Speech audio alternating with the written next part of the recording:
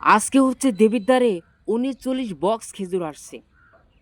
হাসনাত আব্দুলের এই কথা শুনে আমি একদম হতভম্ব হয়ে গেছি রে ভাই, একদম হতভম্ব হয়ে গেছি। স্বাধীনতার আজ 54 বছর চলে, এ পর্যন্ত জানতে পারলাম না যে রমজান মাসে খেজুর বরাদ্দ থাকে সরকারের পক্ষ থেকে।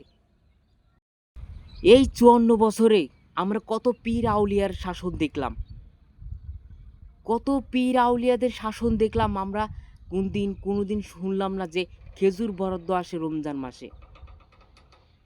তারা তো এই ছোটোখাটো বরাদ্দই তারা যদি লুট করে খেয়ে থাকে, তাহলে তারা কত লুটপাট করেছে, কত লুটপাট করেছে। যাই হোক, এই 54 বছর পরে আমরা একটা স্মার্ট এমপি পেয়েছি, তাই আমাদের জনগণকেও স্মার্ট হতে হবে হাসনাত আবদুল্লার মতো স্মার্ট এমপি পেতে। আমরা যদি স্মার্ট জনগণ হই তাহলে আমরা হাসনাত আবদুল্লার মতো স্মার্ট এমপি পাবো, এমপি মন্ত্রী পাবো। আমাদের শাসন ব্যবস্থা স্মার্ট হবে আরও অনেক। তো আজকের মতো এইখানেই।